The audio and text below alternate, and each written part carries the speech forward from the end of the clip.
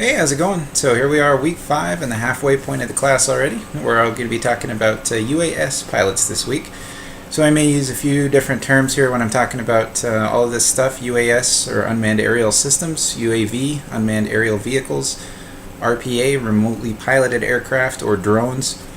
I'm sure we've all seen that these are kind of used interchangeably between some of the terms, but I'll pretty much talking about the same thing. So my personal experience with this was I had a buddy that when I was hired by Mesa Airlines, he was hired at the same time. We're in the same ground class, and we're actually simulator partners together also. And we got furloughed at the same time. And when I went and pursued other avenues, he went and worked for a government contractor flying drones, UAS, UAV in the Middle East. And talking to him, and this was 8, maybe even almost 10 years ago now. He would go over to Afghanistan for about 50 days and then come home for about 30. And at that time, he was making a little over $100,000 a year. And that was pretty much all tax-free. There's a cap on how much money you can make tax-free outside of the United States, and I think it's right around $1,000.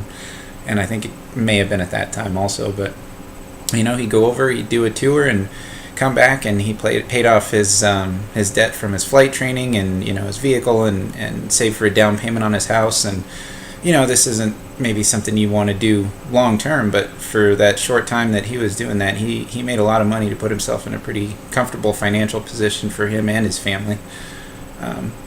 So what is a drone pilot or a UAS pilot?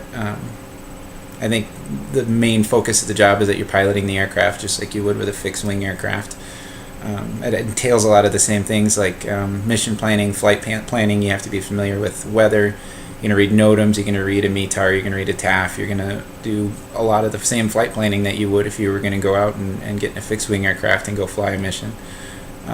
You have to operate within the applicable FAA regulations just like you would also for anything else. Airspace. Take all your safety considerations into account, what your company requirements are, do pre-flight and post-flight, monitoring your real-time state of health indications for your aircraft, being prepared to handle emergencies or anomalies. Some of the job postings that I saw will train you for and want you to be able to perform some limited maintenance on the aircraft, which is kind of a throwback to we were talking about missionary pilots and them being A&P mechanic certified so that they can do basic maintenance on the aircraft to be able to help out when that's needed. So sort of there, we're talking in the overview video also about how there's a little bit of a divide in there being a commercial market and a military market for UAV, UAS pilots. Package delivery, I think we all know Amazon's experimenting with using drones to deliver packages, and there's actually some job postings out there for them giving this a run and seeing how feasible it is for that to work.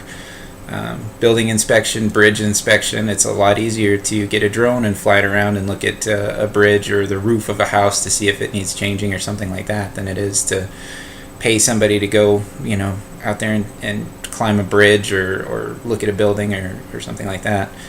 Mapping, photography, there's a whole host of things, and some of those were discussed in the overview video also. General requirements across the board, it looked like just about everybody wanted you to have a Part 107 remote pilot certificate.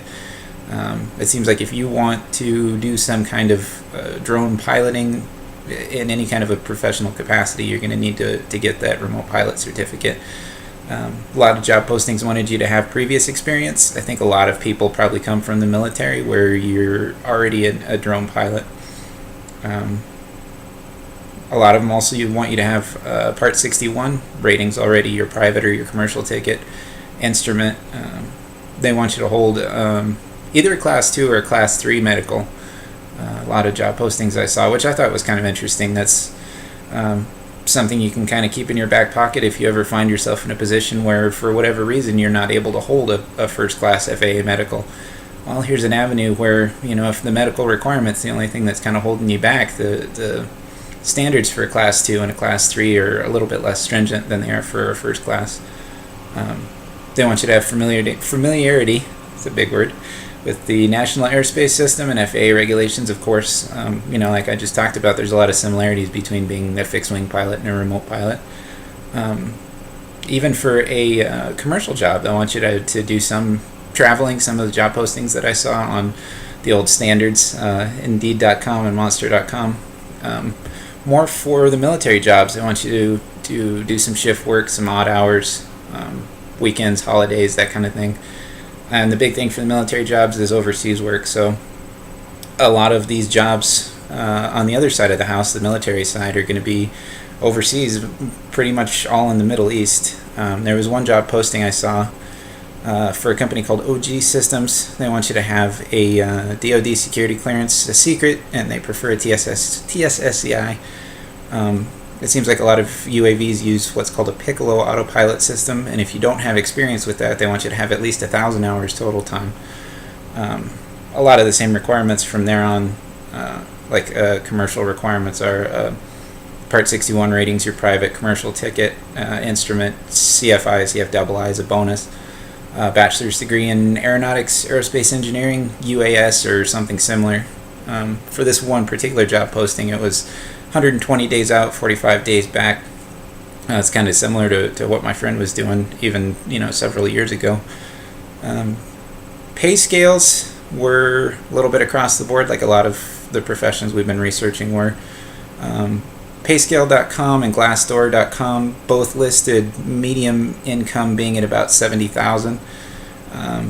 Both of those had some job postings that were in a 120 to 130 range, and I think some of the explanation for that could kind of be the difference between those two big divisions in UAS piloting, between there being a commercial world and a military world, and the pay being a little bit different between the two of those. Border Patrol also uses UAS pilots. They start you out as a GS-11 position, making low 50s to mid 60s. And that goes all the way up to GS-15, which is at about 100,000 to 130,000. So there's a wide range in there, just like a lot of piloting jobs. Overall, I think it's a really interesting field, and it's one it's not a novelty. There's you can go to Costco and buy yourself a drone with a camera on it and fly it around if you want to, but it seems like there's a lot of commercial application, a lot of military application, and it's not going anywhere. It's ramping up. There's a lot of it, and it's a little bit of an emerging job field, and in a way I think it hasn't been around as long as a lot of other facets of aviation have, but certainly a wave of the future, and it'll be interesting to see maybe 10 or 15 years down the road where it's at. So anyway, that's what I have for this week. Thanks for watching.